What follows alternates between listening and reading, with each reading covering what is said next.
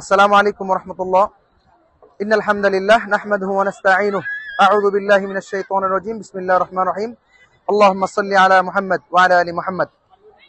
সম্মানিত দর্শক মণ্ডলী, যে যেখান থেকে আমাদেরকে দেখছেন, আলহামদুলিল্লাহ আমরা এই মুহূর্তে ভোলাগঞ্জ সাদা পাথরের একদম মেন যে একদম স্বচ্ছ পানি, এখানে আমরা উপস্থিত আছি। আসলে আল্লাহ তাআলার কুদরত যে কতটা মহান তা আমরা বলে বোঝাতে পারবো না। আমরা যখন আল্লাহ তাআলার কুদরত স্বচক্ষে দেখবো, তখন আল্লাহ তাআলার মহত্ব, আল্লাহ তাআলার গুরুত্ব আমাদের মধ্যে আরো বেশি আসবে। এজন্য আল্লাহ তাআলা কোরআন মাজিদে বলেন, কুল সিরু ফিল আরদি ফানজুরু কাইফা কানা আকিবাতুল মুজরিমিন। হে নবী, আপনি বলে দিন, তোমরা জমিনে বিচরণ করো এবং প্রত্যক্ষ করো, অবলোকন করো, দেখো আল্লাহ তাআলা নির্দেশনাবলী দেখো এবং কাফেরদের শাস্তি কেমন ছিল তোমরা তা দেখো। শুধু তাই না, হাদিসে আছে তাফাক্কারু ফি খালকিল্লাহ, আল্লাহ তাআলার সৃষ্টি নিয়ে চিন্তা করো, গবেষণা করো, এতে আল্লাহ তাআলার কুদরত উপলব্ধি হবে। আলহামদুলিল্লাহ, এই সুন্দর জায়গাতে ইনশাআল্লাহ আপনারা আসবেন, স্বচক্ষে দেখবেন।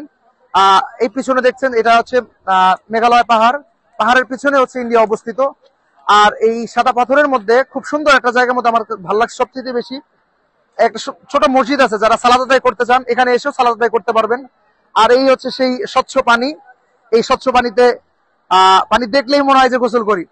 তো আপনাদের কাছে আহ্বান থাকবে, আপনারা ভ্রমণ করবেন, আল্লাহ তাআলাকে চিনবেন, আল্লাহ তাআলার হুকুম অনুযায়ী জীবনকে পরিচালনা করবেন। আসসালামু আলাইকুম।